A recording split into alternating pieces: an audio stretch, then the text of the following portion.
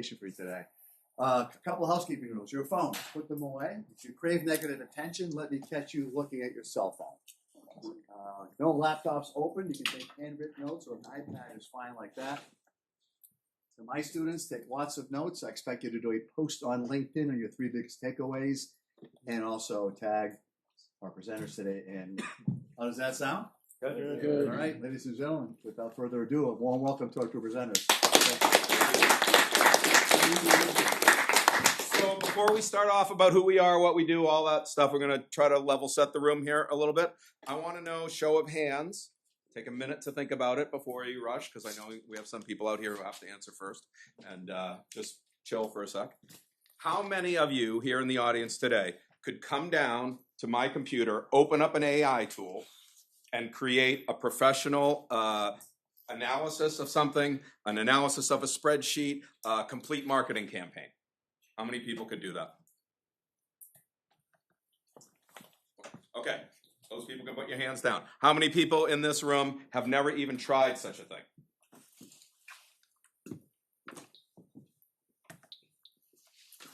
So that gap right there is the reason that we're here, between those two groups. That gap is the most important thing in business education today. And we're super passionate about it, and we're going to talk like we're super passionate about it, and we're going to try to beat this into anybody's head who will listen. And this isn't primarily for the students. A lot of this is for the academic professors that are here, because there's a thing about AI in higher learning, which I totally respect, and you have to watch out for how it's being used, and it can be used for some nefarious things. But what we're here really to talk about is why it's important to you, but equally why it's important for the university to be teaching it for you. So a little bit before we go on about more on the AI stuff, just a little introduction. I will introduce Amanda. This is Amanda. She is my wife. She is my business partner. She is my everything in the whole wide world to me that can be. She is the VP of Ink and Influence at our company, SnapPress. That is absolutely a title that she deserves to have, and one that she's earned. She has 20 years experience in the oil and gas industry. She is a nationally recognized speaker and expert in that field. She is also a best-selling author. And best of all, she is a graduate of this university. So she can tell you all about that. And she is really the reason that we're here today. So before I get started on my fancy husband, Kevin, I like to walk around, and I know this presentation, but in full transparency, I did have a stroke 2 years ago, and my memory sometimes I'll just stop knowing what I'm doing. So please excuse me while I have to have my notes, because that is a real thing that happens. It happens a lot. We can make fun of it, but that's just the reality of us. So this is my husband, Kevin. I love him very much. He's my favorite husband. I've had two. And he is an incredible father. We actually just had a baby 2 years ago, who's the best baby in the land. We have 17 other children between the two of us. He is the man who makes me laugh constantly. I married him for his sense of humor, but I also married him because of his business brilliance. And I am not exaggerating when I say that. When I met Kevin, he was retired, and I was just starting to run a new company, an 80-year-old company, strong brand, and he mentored me through that process. And because of his mentorship, I was able to implement things within our company that increased sales over 300% in 1 year. So I'm lucky to work with him. I love working with him. He is our chief label enthusiast at SnapPress, which he definitely gave that title to himself. And SnapPress is a manufacturing company that makes roll-to-roll digital label machines. But we want to share this. We compete with companies that are 10 times our size or greater. So the only reason that we're able to do that, or I should say, top 3 reasons we're able to do that, is because of AI. And that is what we're here to share with you guys today. So to the students, how many students in the room? I should have started with this one. How many professors in the room? Faculty. Hello. Hello, friends. So for the students in this room, I want you to catch this dynamic. 2 people working together. It's sort of irrelevant that we're related, but we are. 1 small business competing at a level that shouldn't be possible for us. 2 years ago, it wasn't possible for us. This is very new to us, but we're moving as fast as AI is moving. And for the professors in the room and other folks here at the university, we are here because we're your customer. We are hiring the graduates that you release into the world today, and we're your customer, and we are telling you your students have to have this experience in order to be successful in the business world. About a year ago, I watched all of the great minds in AI talking about how AI and how they're going to release it is going to fundamentally change all work around the world. And I thought, wow, that is a dramatic statement, but coming from the people who are selling me something, okay, I can respect that that's their pitch. They are 100% underselling that. It is going to fundamentally change every single job in the world over the next 5 years. So just let that sit in. Anything that is data driven, the law, medicine, things that have huge volumes that it's not capable for the human mind to be able to facilitate, that is exactly what AI is for. There will be a fundamental shift over the next period of time where only the people who know how to use the AI tools will be successful. So this isn't the future. This isn't 5 years from now. This is right now. And we're going to talk to you a little bit more about that. So I just want to give you a little bit more of an overview of what SnapPress is to help with context here. SnapPress is owned by a company, Allen Data Graph Systems, that's been in business for well over 40 years. Very stable company that Kevin and I purchased in 2020. And that company has two divisions. We have the cutting side of our business. It makes machines that create stone templates and fancy stuff. That side of the business is sort of self-run. It doesn't need a lot of our attention. The other side of the business is our printing side of the business. And when we bought the company in 2020, as Kevin would tell you, don't do that in the middle of a pandemic. It would be my advice. To never buy a new company at the beginning of a global pandemic. If you have a choice, don't do that. We had a choice, so we were just like, yay, let's do this. Take him out of retirement. Let me help him from time to time. Now we work together full time. But in the printing division, within the first year of us owning the company, every single thing that could have gone wrong went wrong. And I mean like chapter 11 wrong. But failure was not an option for us. And so we came out with the SnapPress, which is a digital roll-to-roll label machine. And we should show a picture, but it looks like a photocopier with some rolls on each end. Back when we used to do photocopying. Yeah. We have a small team at our office, about 25 employees. This includes office support. It includes our engineers, our sales reps. We have one sales rep right now, but we just hired Cam over here. He'll be joining us after he graduates. Which we're thrilled about. Last week we had a trade show down south, and he came down for a day to get the vibe on it, and he was just awesome. So we're thrilled about that.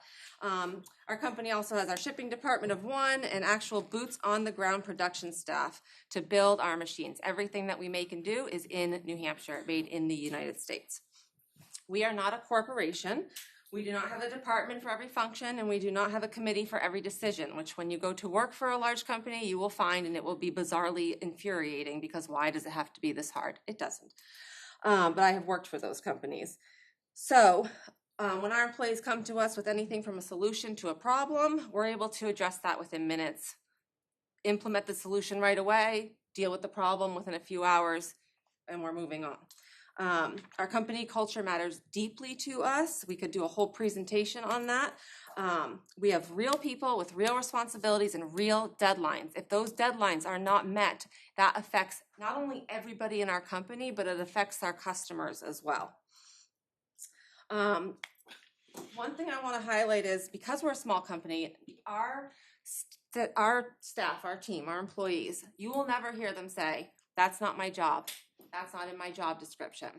And a word of advice would be, as you leave Plymouth, you should also never say those things. That is not my job. That is not in my job description. Initially, you want to be the go-to person. You want to be the person that Bill from accounting says, well, Samantha can do that, even if Samantha works in marketing. So Be that person. Don't be the person that says, that's not my job.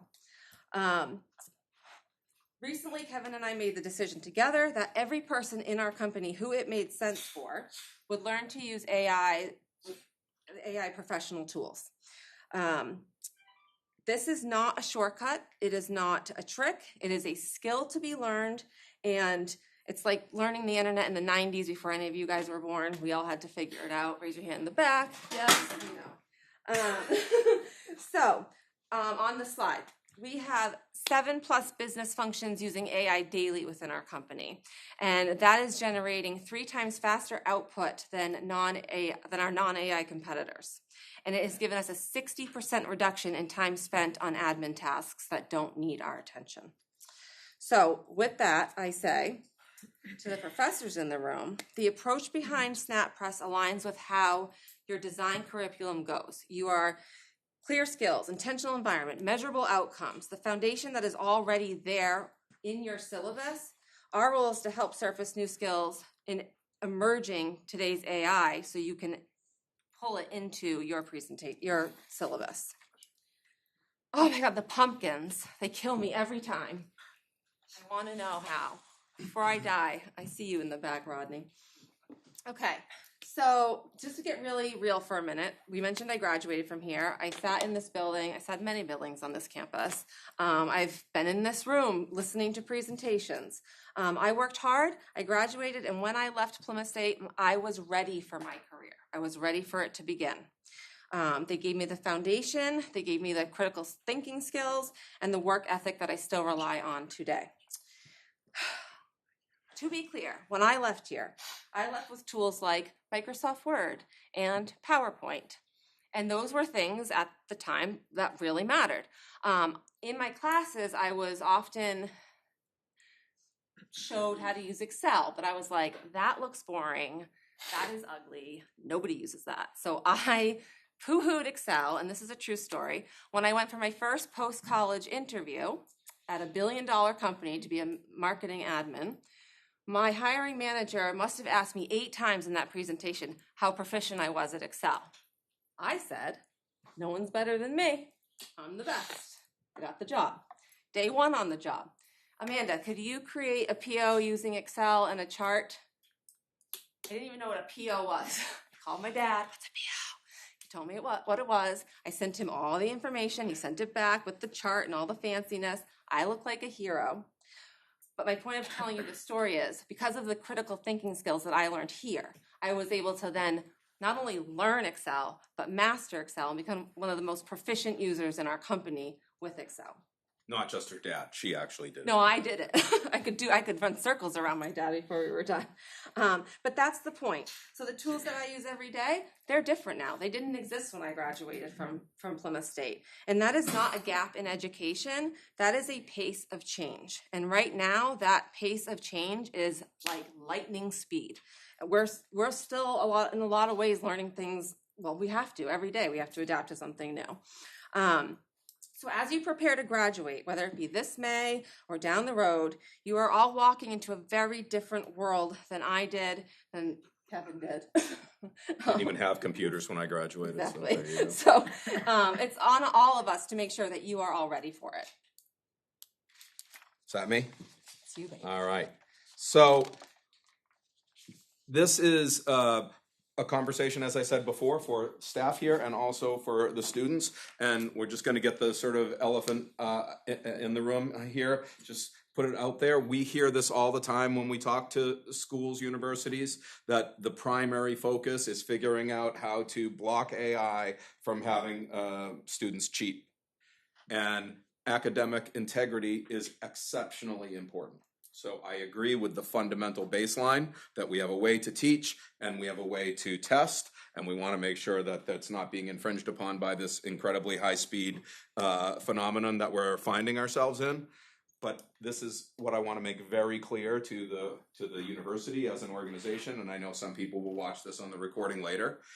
The real threat from AI is the university not teaching students how to be proficient in it.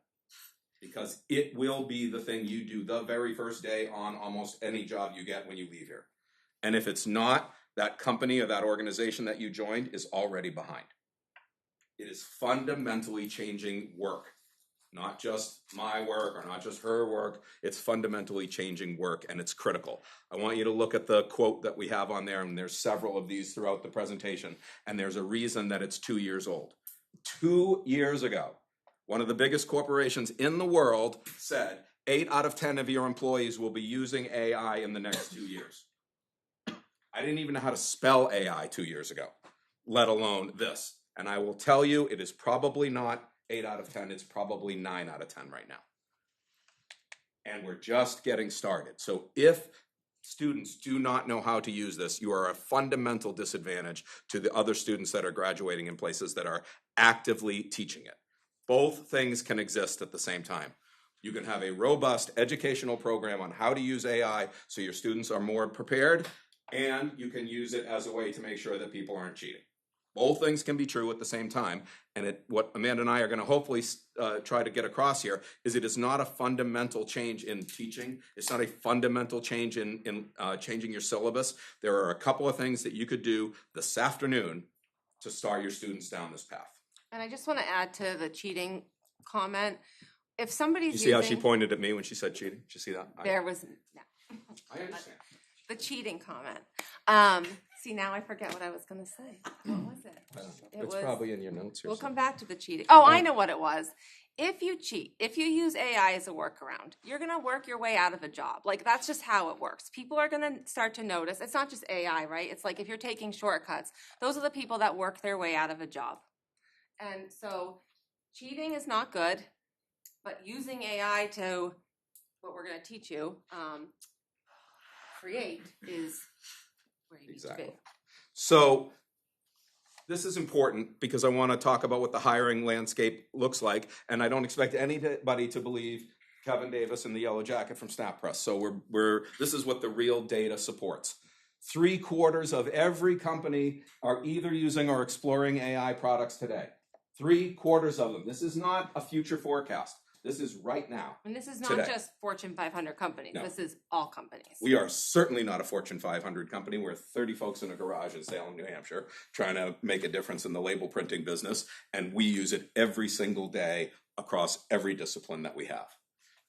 Now that was McKinsey, 2024, not Kevin. LinkedIn Jobs Report, 2024. The average salary bump for people who are not, don't just write it on their resume, but can actually show that they know how to use AI tools to make them smarter and faster and more efficient, is 2.5 times. If you know it, you get the job. If you don't, you're out. The #1 in-demand skill at the World Economic Forum by Fortune 500 companies was not communication, which it has always been. It wasn't even knowledge in your discipline. It's AI proficiency. And again, it's not AI awareness. It's AI proficiency. You're able to use the tools. You don't have to graduate here as a high-tech guru who knows everything about AI. You just have to understand why there are different ones, why they exist, what the power of them is, what the downside of them is, and that's the stuff that we're hoping you'll start to get more of in your university education. For me, like, again, just because I love being dramatic, this is a important skill for students to know when they go out into the workforce. It's a reputational requirement for this university. You have to be the university that is teaching kids how to use this in a positive way. And if you're not, as Amanda will say later, then when you graduate here, you'll be supervised by someone who does. It's just the way it is. You can say it again. Maybe they'll forget. All right, ready? Oh, this is still me. So, we love Bob. We love talking about sales. We love the fact that you have a sales mind here. Love everything about it. We started talking about sales as it relates to AI for a project that we did internally. And again, I'm not the smartest guy in the room by any stretch. I happened to stumble upon Claude, which is an Anthropic AI tool, and I happened to read something about how it could do X and Y and Z, and we took on this project internally. But sales is the driving force behind companies. You won't work at a place very long if the sales don't exist, so it's fundamentally important to how capitalism works. But I want to just tell you a little bit about how it has changed things for us. So we're a small company. We have one sales rep before Cam joined. He'd be our second one, and me. We had over about 3,000 phone calls that our system records. So every phone call we have with a customer, it records it. Every email passes through this system, and it was all there. And I said to this lovely Claude AI tool, here it is. You got access to all of things. I want you to listen to every phone conversation. I want you to read every email, and I want you to tell me what you saw. Now, how long would that have taken me as a small business owner to go through 3,000 phone calls? I don't even know how many thousands of emails back and forth, and then pay attention to what was said, what was not said, all of that. The report I'm going to show you later in this, 5 minutes. In 5 minutes, it listened to 3,000 phone calls and probably 13,000 emails and assembled a summary of what it saw. If that doesn't blow your mind, then I don't know what else. Like, that is fundamental game changer in our ability to coach sales staff, to create a training program for Cameron, who is joining us. It took 4 hours to completely do an entire program. Now, we're going to show you how we do all of that stuff. But as a small company, I mean, that would have taken years for me to be able to do. And then that's how powerful the tools are. So I'm going to go to here and say, yes, that was my wife telling me we got to speed up. So these are the tools that we use. And I'm going to go really quickly through them. But ChatGPT and Claude, those are amazing at writing things. They help us with the scripts that we write for reps to use with customers on certain objections. They help us create ideal customer profiles. They're really great with anything that has data. They're not every AI tool is good for every aspect that you're going to want, and that's why we hope the more that you learn about this, the more you'll figure out which ones to use for what. HubSpot has an AI function, and HubSpot is our customer relationship management software. It's the one that holds all of our emails and phone calls and all of that. But when we get a new lead in, it will automatically score it for us based on the probability, based on all of the data that we have, the deals that we have sold to, and the customer profile of all of those. It does all of that work automatically. Gong and Chorus and HubSpot is another analysis tool that can be used for all of this data that we have, particularly in the sales function, to help you be more effective. So here's the result. After 3,000 phone calls and all these emails, 62% of all of the calls in our that we made to someone had no follow-up documentation. When the call was over, our current sales rep didn't write a quick summary. He said, well, I got it recorded there. So I could just go back and listen to what the recording said. Well, think about how much time that takes versus just writing something down. So almost 2/3 of them had that. On number 6, when a call ended without a positive result, what's a positive result? We have a meeting scheduled. We're going to show you a demonstration. We're going to send you literature. We're going to send you samples of our label printer, all of that great stuff. Those are all positive outcomes. If they didn't end positively, there were 6 consistent objections that showed up every single time. How many phone calls am I going to listen to and pick that piece of information up? No. So those 6 attributes are something now that we can take and train against. He has $2 million in his pipeline that are past when we expected that deal to close. So what do you do with those? How are you following up? Everything needs to be different about existing leads that you have versus new leads, particularly if you already sent them a quote or things of that nature. And this has helped us identify all of that. 3 opening patterns behind every major win.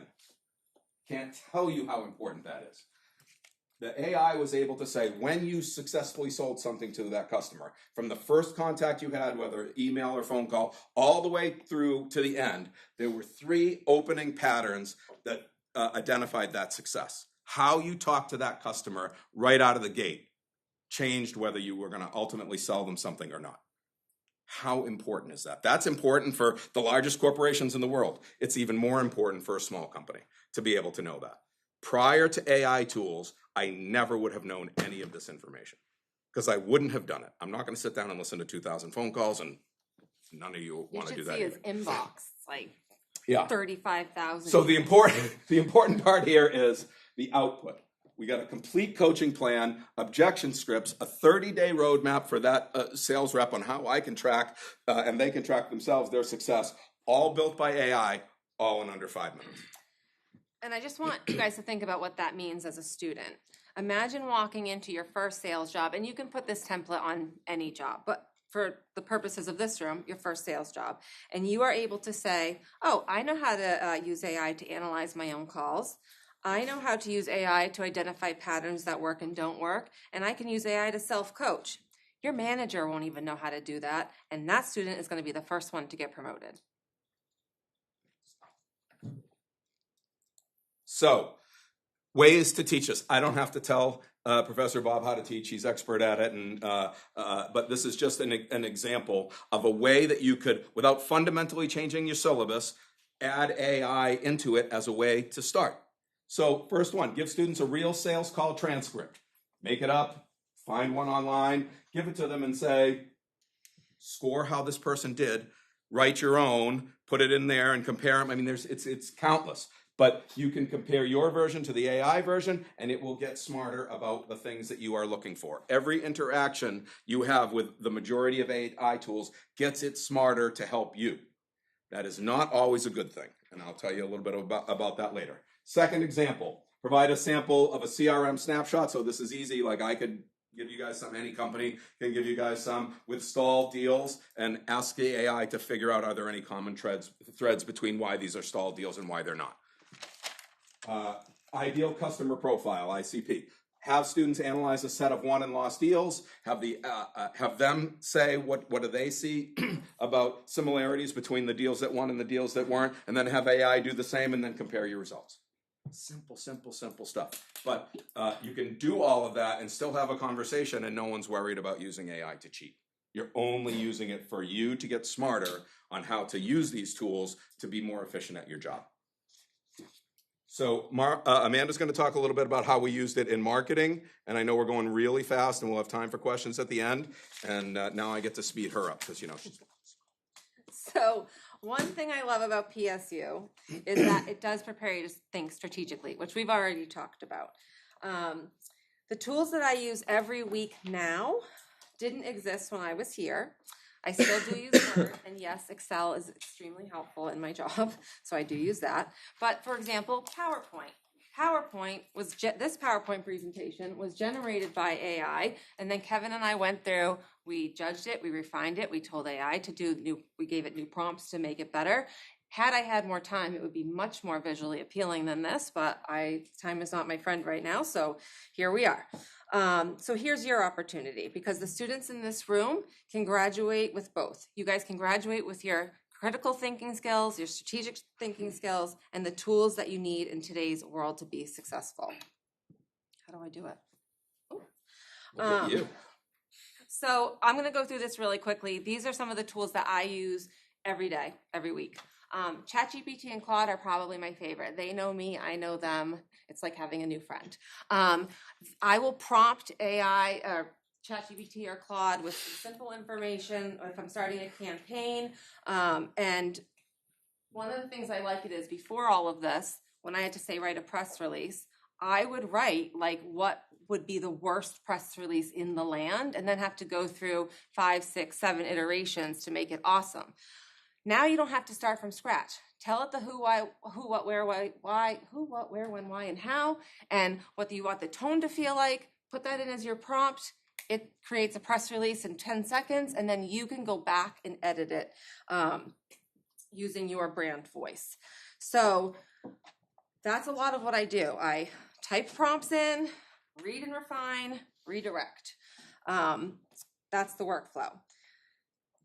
Canva AI, I'm not a huge fan of. I don't think that they're very good at generating images, but what they are very good at is the auto resizing. So if I'm creating a social media calendar that has 10 images and I need a little bit tweaked here and there, but then I want that same image that was supposed to go on Instagram to fit on LinkedIn and to fit on Facebook and to fit anywhere else, Canva will do that for me. And then Jasper AI, just started using this. This one is going to make me my new secret weapon, because one of the things that we offer our customers when they sign on with us is a 3-month, very dense, comprehensive marketing plan for them to do for their customers. So you won't see SnapPress anywhere in the marketing material that they end. We're talking to their customers. And I do anything from press releases, social media calendars, email blast campaigns, website support, SEO, you name it in the marketing world, we can create it for them. If I had to do that for every single customer and didn't have AI to help me, I would just not do it because that would take forever. So this is how this really helps in saving time. We are creating content. We are giving AI direction. We are not just saying, great AI, take over, do it. I would say never, ever, ever, ever create something on AI and think it's good enough. You need to read it. You need to make sure it makes sense. AI makes mistakes too. You might not like the way 2 paragraphs sit together, or you might not like the tone of something. That's when you reprompt AI, fix paragraph 9, make it sound funnier. Those are the prompts that you give AI. Yes? Yes. So, very quickly, walking you through a campaign. Brief. I give let's say ChatGPT. I give ChatGPT a prompt. The prompt gives me my audience, my message, my channels, my tone, my KPIs. Then I would probably still use ChatGPT, but I'm just getting into this. Write me 10 social posts, create 10 images that go with those social posts. Give me 3 email blast campaign information and a blog draft, all in my voice. This was something we would have to pay as a small company. We'd pay an agency to do because we have a marketing staff of 1. All of this stuff that Amanda's talking about, we could never have accomplished with a staff of 1. We'd either have to pay somebody to do it or we'd have to hire people to get it done. And we're able to do it with these tools. And I am not a graphic designer. My graphic design skills are like PowerPoint overlay. Wow, that looks good. So I definitely use AI for image generation. And then I take what I've done, I put it into ChatGPT again, or Claude. Sometimes I do them both at the same time to see what I'm getting for feedback. And I get A/B tests for headlines. We score the messaging against our target persona. And then, again, if it needs refining, we refine it from there. Good? Yep. This feels like How to teach it. teaching and marketing. Oh, this is fun. Okay. So for assignments right out of the gate that I would suggest for you or for professors to do without professors having to change anything about their curriculum, you could create an AI campaign brief. Pick a local business. Pick Biedermann's. Use Claude or ChatGPT to generate a campaign brief. And then look at it and critique it from what you know, real human, versus what the bot just spit out at you. That gap right there is what you can fill in. So that's why it's not create this for me, yay, my job is done. It's create this for me. I know more than you do about this specific subject, so now I'm going to take my knowledge and bring it back in and create more prompts to create a campaign for them. Or you can have students write 3 ad headlines manually. Don't look at the bot. After you do that, prompt the bot with a prompt that does not include your own headlines. Ask them for 10 alternative headlines with whatever the prompt is, and then select the 3 best ones from the pool and justify their choices. This helps you develop editorial judgment, which is so important, I can't even begin to tell you. And last, a fun one would be provide 5 pieces of AI-generated brand copy and 5 human-written pieces. So if this is something anybody's interested, I'm happy to give you that material. Students can then identify which and build a brand voice guide in an AI that would match the human content. Okay? Yeah. General business. Kevin, all you. So we just went through a couple of examples of things that we have used both in marketing and in sales. But Amanda said at the beginning, every function in our company is using AI to get better. And there's a lot of general business functions. I knew one thing, well, I knew several things, but when we bought this company, our machine business, we have one programmer that's been with the company for 32 years. He wrote this stuff in Delphi. And for those of you who don't know what Delphi is, You can look it up on ChatGPT. Nobody knows Delphi today. Nobody knows how to code in that, and I have all of my machines running on it. So one of the things that we're able to do here is before AI, I'm still beholden to this gentleman who has been here for 30 years and writing all this code. Now we can take our Delphi code, put it into AI. Claude is expert at this. It has a whole thing about writing code. Not only will it write the code for you, it will then test the code for you and give you the results and show you the results of that testing. I don't know if any of you are programmers or ever done anything of that. That is life-changing. I have 2 programmers in our company in addition to that gentleman. Neither one of them knew anything about Delphi, and they were able to convert it over to Python, put it in a readable code that they know, and update all of our software, all of our firmware in our machines using AI.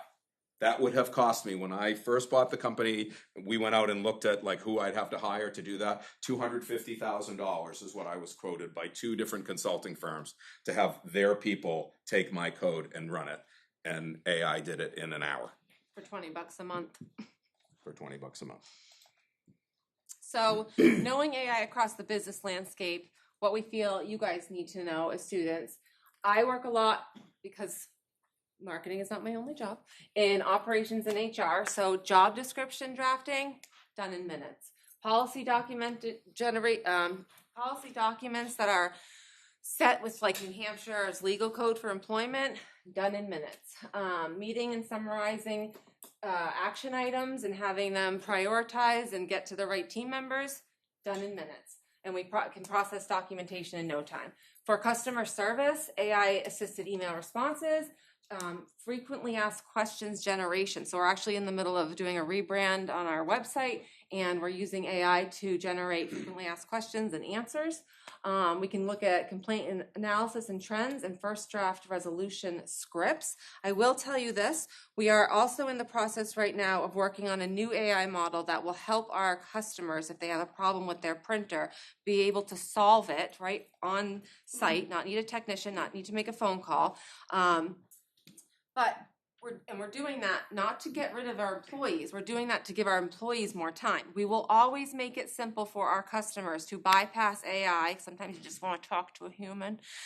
And we make that possible because that human connection still matters. AI cannot replace our souls, essentially. Yeah, and so other things, so research and strategy and financial planning, these are all things that we use. I was an accountant 100 years ago, back in the day, and knew what it took to do financial planning. It is, again, you feed it all of your data from all your financials and everything before. It'll print out anything about your competitors. It's just unbelievable how much smarter that you can get. And I think the key to it here for us is if you look at how we're able to compete with companies 10 times our size. Look what we got. We have 1 marketer, we have 1 accountant, and we have 1 person that handles all of our ops, research, and customer proposals. 3 years ago, when we were building our business plans, we had in our plans 3 times as many people to be able to do this. Which for a small company is a lot of money. I mean, that's a lot of money. That's hundreds of thousands of dollars. So now we can turn those same resources that we were going to be bringing into and not doing what I would say is the more administrative administrative tasks, like Amanda talked about marketing. But it isn't about marketing. I could talk to the accounting professors here and tell you 10 ways that this fundamentally changes everything. What's accounting? It's a giant book of rules. What's medicine? It's a giant book of rules. What's law? It's a giant book of rules. If you have data like that, AI is irreplaceable because it can find things faster, easier than we can do it. Now, the word of caution here is it's wrong sometimes. Not only is it wrong sometimes, but sometimes it makes shit up because it wants to please you. So you have asked it to do something. My son works at Amazon. He works at the Pentagon, and he does some crazy shit. But he sent me something. This was 2 weeks ago. We were having this conversation, and he said, I found out something new about Claude or whatever AI he was using. I said, what? He said, it makes shit up to make you happy. I'm like, what are you talking about? Now, he's a programmer. So he said, go out and run this code, and if you find this particular fault, I want you to go over and refer to this tool that I created, and I want you to use that tool. I don't know any idea what I'm talking about for him, but to do all of this stuff. So it went out, said that it did that, said it did the testing, and it didn't have any failures, and it's all great. He happened to have open on his computer where that file was that it wanted the AI to run, and he noticed that it hadn't been turned on in 2 days. So he said, I thought you said that you used my tool to check all this out. And it said, oh, well, I know you wanted it really quick and I couldn't really find it, so I just interpreted from the last time you ran that what it probably would have said if I ran this data through it. What are you talking about? I told you to do it. You said you did it. You made it up to make me happy. Does that sound like a machine or does that sound human? Like it's so you have to be mindful of it. Sometimes I get mad at AI and I'll write WTF like in VOD. You have to check all your sources and from a third party, whether it be another AI machine or go right to Google. You got to check things. You cannot just set it and forget it and be like, well, I'm done. Right. So this is again for the professors here, but this is just to say this can be really scary. If you've been teaching for a long period of time, I've been in business for a long period of time, so I'll just equate it to that. It can feel like I don't know anything about this, and how am I going to be able to stand in front of my students with integrity and go through this? Well, you know what? Do it together.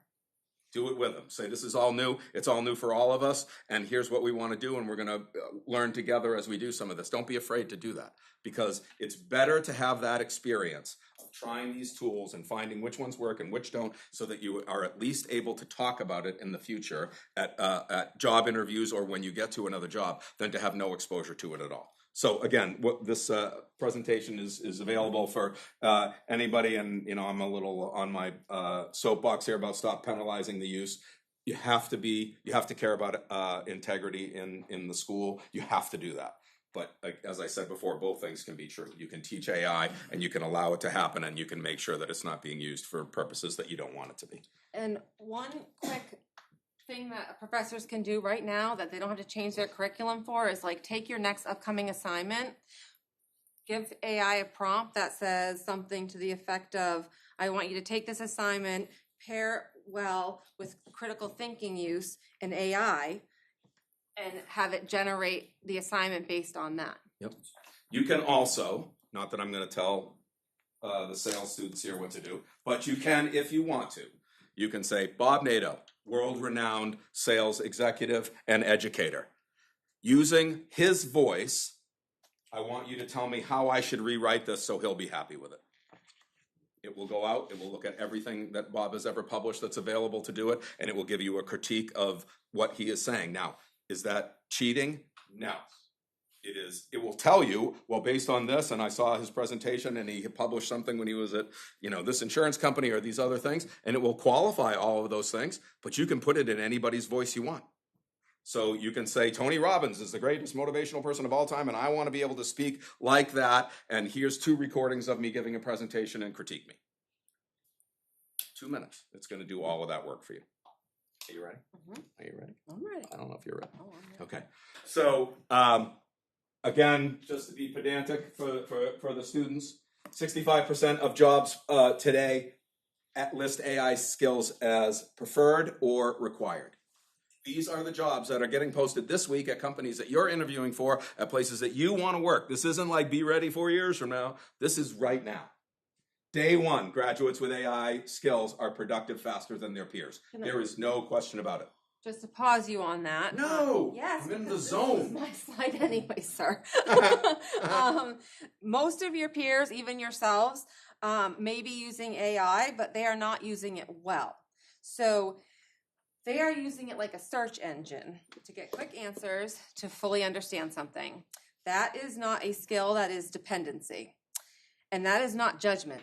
Because if you look at my ChatGPT history, you're going to see how do I create an Easter egg hunt for my 12-year-old? And is there really colors on the moon? I use it too that way. But knowing how to give it prompts for a professional setting to create content that's actually going to move your company forward is what we're getting at here. Exactly right. And the moon does have color, by the way. Yeah. This, again, is available for folks. These are just examples of the types of AI and what they're good at, and they're all free. All of this stuff is free. Microsoft has Copilot. I'm sure you guys have Microsoft here with your student IDs. Use it. Again, is it perfect? No. But is it going to help you? You're going to learn how to do prompts? Absolutely. And it's going to be absolutely critical for you to be able to demonstrate that to employers. And that's the important part. The important part is not to list 4 or 5 buzzwords on your LinkedIn post or on your resume that have AI next to it so you seem that way. The important part is to say, I have done this. I used AI to look at my LinkedIn post and compare it to successful people at other universities who already have said that they're employed. I'm making this stuff up. But I mean, those are real things that you can do between now and the time you're getting hired for a job, and you can actually put on there that I know how to do it.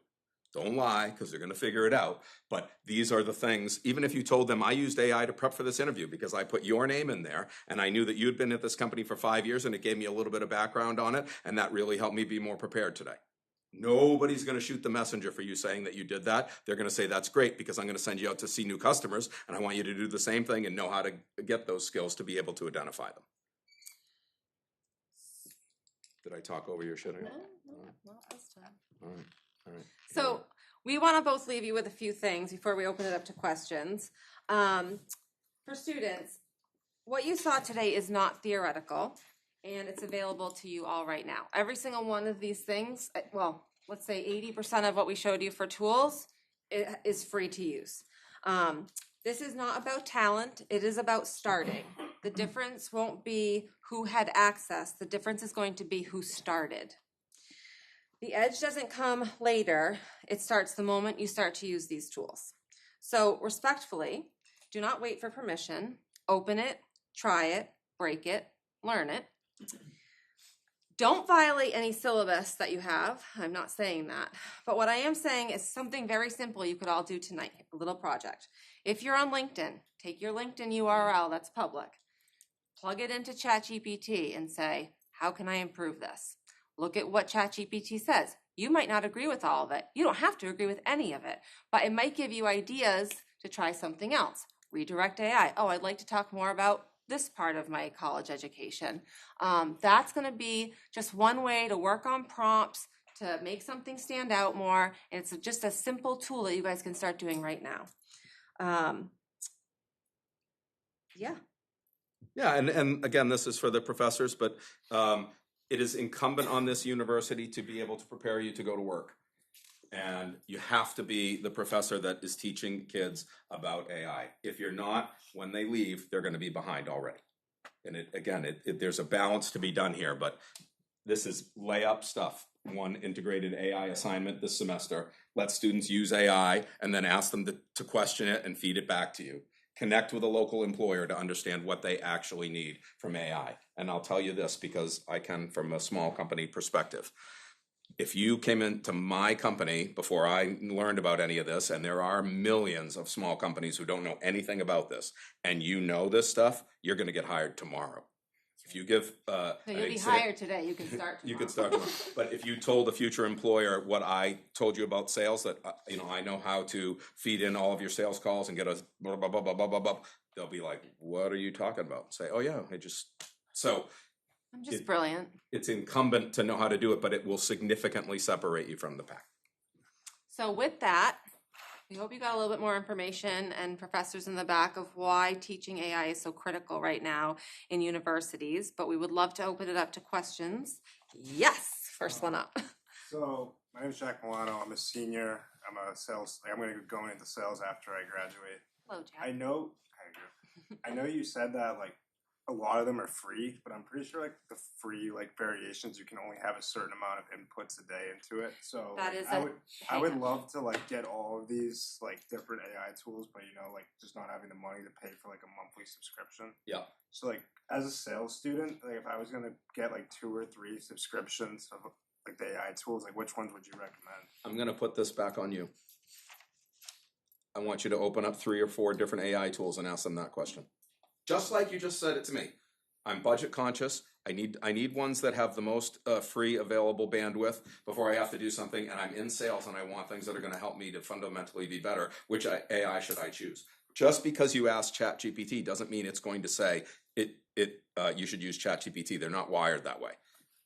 They will tell you what's good about ChatGPT and what isn't. I'm not trying to not answer your question, but I'm forcing you to go try these because it will tell you that answer. I'm just gonna weigh in a little Oh, bit. all right. I would say ChatGPT and Claude.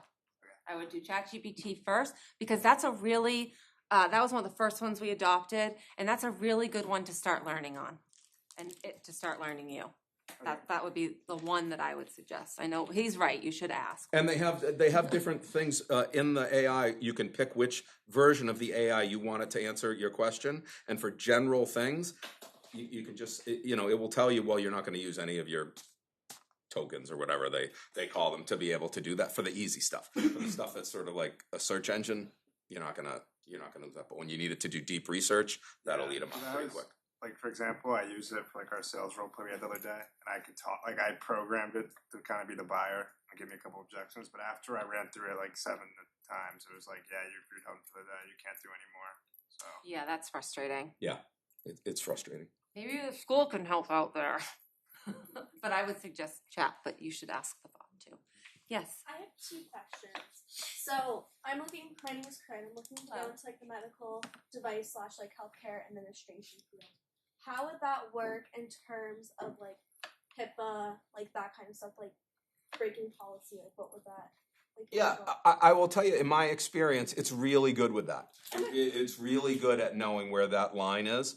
Sometimes it's a little silly because you'll be asking for something, that is purely publicly available information. Let's say you wanted to know something about a Boston Scientific device, and you said, I want to know about this, and you say something like, and patients who had complications. Well, patient complication information is public.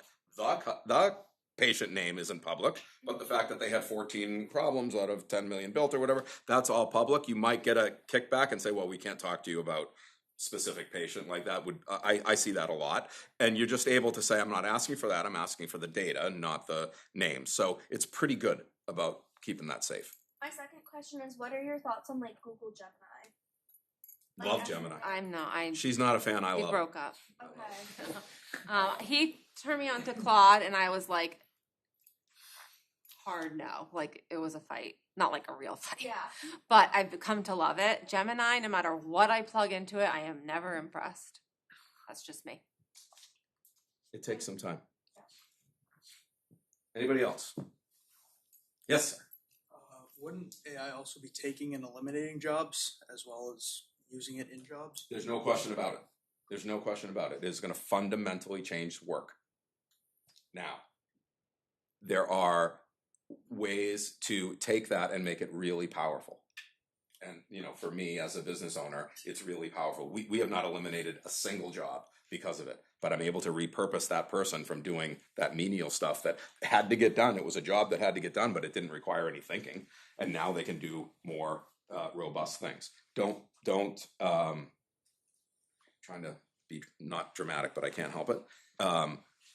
For those of you that are familiar with what the Industrial Revolution was in America, when we learned how to use machines to produce things instead of people, this is going to be 10x that impact on the workforce. And that's another thing about being prepared for it, because yes, jobs are already being taken away, No but question finding about it. jobs that can be married with AI, because you still need a human to prompt and read and edit and make sure it makes sense. That's not going away. It's not, and you just have to be proactive about it. And that's what we're trying to get across here is you cannot wait. This is the Industrial Revolution on steroids. This is not going to be a little thing. Some of the biggest companies in the world have laid off 30,000 people because they know that AI is going to take a lot of those jobs. But here's where there are far more small companies in this country than there are big ones. And the small companies don't know how to use this stuff to their advantage. And if you can help them do that, it's not about eliminating their jobs. It's about taking the people that they have and making them more efficient. And if you own that skill, you can go work anywhere. I would also just like to say that large companies, yes, they use AI, but one of the reasons, to go back to the beginning, that we're able to compete with companies 10 times our size is because we're a small company. There is so much red tape and BS at a big company that could take 2 seconds to fix. We're able to do that because it's me and Kevin and 25 people. Like, let's just fix it. Same with AI. turning a ship for a company, a huge company, to get into AI and to start using it and to start making use of it, they got to have meetings for that. They got to have more meetings for that. And then they have to have more meetings. Then they have to check in after the meeting. Like, honest to God, that is how that's how Bob, it's if you gonna go. came up with a completely new sales training program for all of your folks when you were at Liberty Mutual, how many people had to look at that before you could roll it out to a single person? I forgot about it. I mean, Right? 4 or 5 layers, 6 months would be quick. Yeah. And that's okay because big companies have reasons to do that, and mostly it's to do with lawyers and getting sued and all that. And so they have to have those things, but they can't react fast. If you can take some of these skills to a small company, you'll revolutionize what they can do. And small company doesn't mean you're not going to make a good salary. I just feel like saying that as somebody who my first paycheck out of college was $13.50 an hour, and I thought I was killing it. That was a long time ago, but like, I'm just saying, small company does not mean small paycheck. I just want to say It's that out not, loud. especially if you know what you're doing. Yes. So I'm just going to ask you because I'm a professor here, so I'm Michael. I appreciate Bob gave my class and us the opportunity to come back. So thank you, Bob. I just want to pick on something that you mentioned. $20 an hour or $20 for Claude, GPT, Avant, stuff like that. How do the students compete with that when they're coming out of school and trying to get into some of these entry-level positions that we're highlighting that we can just dump all this data into and do the work of a entry-level position that helps them build these skills that move forward. And it feels like this is I appreciate what we're saying as far as like, let's learn this AI tool so we can make you more powerful. But how do we make sure that the companies aren't just deciding, hey, this $20 is a lot better than $50,000 a year? You cannot. That's like, You cannot. And this is what I'm saying, to not try to be dramatic, but I'll say it again. It is fundamentally going to change work. It is fundamentally going to change everything we know about it. If you know anybody that's a paralegal, there will not be a paralegal position in America in 5 years. And that's when that paralegal needs to use their critical thinking skills to see how I can use my skills somewhere else to also have a job so I can put food on my table. What happens to a paralegal today and the job that they do, AI can do. But what AI can't do is validate and understand the client and put that context into that. That's what paralegals should be training to do, which is not the job they do today. So with all of our accountants and sales professionals and finance and economics majors that are coming out here that are looking for these entry-level opportunities to build these skills to get to these next levels, what should we be trying to do for them so that way they don't get that paralegal piece? If you know how to use an AI tool, if you're an accountant, I was an accountant, and I know, like, it's a book of rules, and if you know that best, then you're going to be able to do it. And so it's going to be about, for example, day one work, if you're, well, not day one, but maybe the third month that you're at a public accounting firm and you're just new there, a lot of the work that you're going to be doing is analyzing financial statements for changes in them and whatever. Understanding what that is and how AI is going to kick that back and how they can add back to that when they're in that interview process, that's what's going to separate them. But But entry-level work is not, entry-level work the way it's being done today is going to go away. But the work of entry-level people isn't going to go away. It's just going to be different work. So the more people know about these tools and how to use them for those jobs is what's going to differentiate them in the marketplace. And maybe I misheard you, but were you broaching the subject of how do entry-level students? Tell me back. Was it Jack? Sorry? Was your name Jack? Yeah. Great. So Jack's question, like, how do they all afford to do it? Was that part of your No, question? it's more around the companies are going to have options. Okay, if all of a sudden I'm a small business owner like yourselves, and I think you kind of alluded to this, the opportunity to use AI has allowed you to be much more efficient, and from an employee perspective, you don't need the same number of people that you did before to crunch the same type of tasks. All that remedial work goes away, so you can repurpose them to do other things, so you can keep them employed. So I'm just thinking of our students today, and we're trying to build these skills into them, help them with this AI. But if they're going to walk away, and in 3 to 5 years, all of a sudden, to your point with the paralegal, that job's going to go away. How do we really need to be not just thinking like, hey, let's get you some AI tools to use, but here's how you can use this to kind of change what your degree is going to be down the road as this whole industry changes. Like, and trying to understand how to position them so they can be competitive when they It's absolutely the right question. Is what And we need to do. I would say the more you can be involved with business, The more you can get businesses here like ours to explain to you how we're using them and how you can train people, I can certainly tell you how we would do it. But if you looked at our budget projections for our company in 2020 when we started and looked at the head count that we were going to hire, I can tell you we never would have had the head count in there to hire that we're hiring now if we didn't have AI. We wouldn't be able to bring that level of person into our company to be able to do that because all of that other work wasn't getting done. Well, now it's all getting done through AI, so we can bring in those people that can do things like small companies couldn't have. I don't know. And not for nothing, but it's also on you students. Like, you know what job you're going into. You're going to get into it a year, 2, 3, know what you're doing, but you need to continually think, like, is my job at risk for AI? And if it is, how can I make that work for me? That's just something you need to keep in the back. Everybody's replaceable, whether it be a human or a bot. That's just something you should always be thinking about. So we covered a lot of ground today. What do you think?